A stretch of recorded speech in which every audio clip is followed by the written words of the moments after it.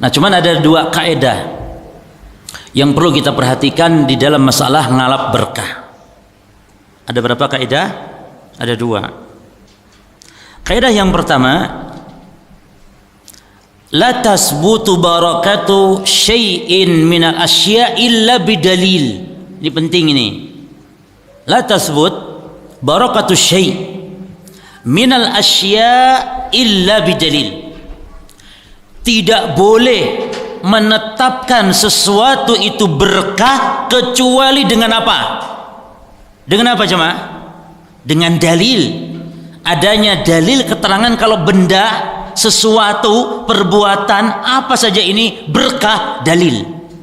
Maka dulu ya batunya si Ponari, yang dulu kenal Ponari, lupa mungkin, batu Ponari. Si Ponari nemu batu katanya. Apa kisahnya dulu?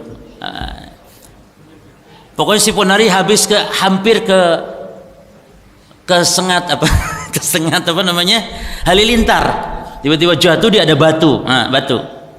Nah, penetapan batu si Ponari ini berkah wajib kepada apa? Kepada dalil. Mana Quran mengatakan inna hajarul Ponari barakatun? Ada ayatnya, surat apa? Atau hadis? Barangkali hadis. Tidak ada juga. Maka haram menetapkan batu si Ponari ini berkah. Jelas jemaah ya?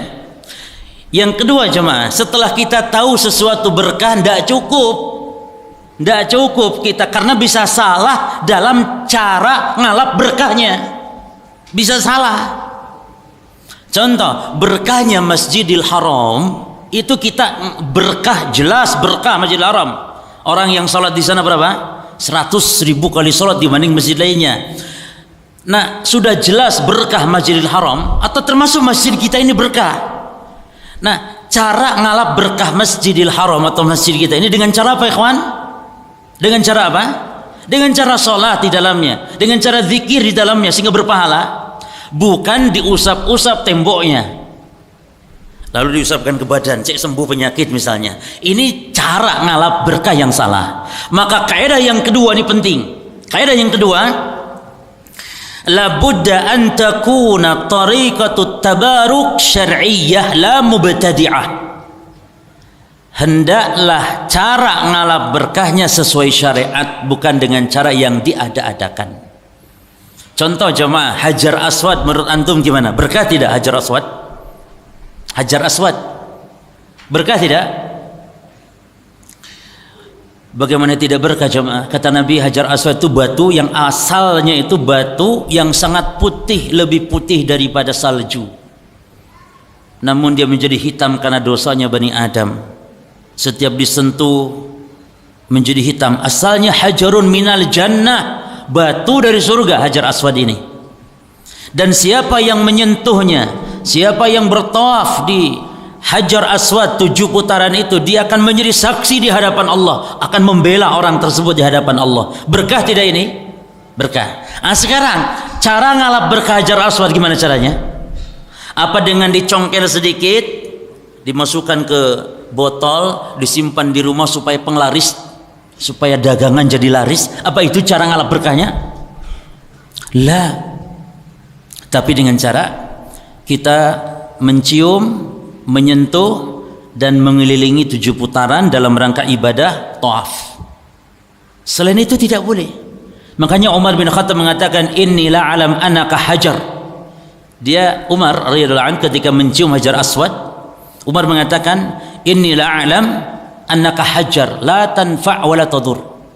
Aku tahu kamu ini hanya sebongkah batu saja.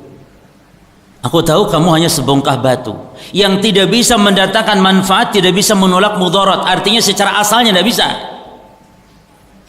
Laula anni ra'aitu Rasulullah SAW yuqabbiluka ma qabaltuka.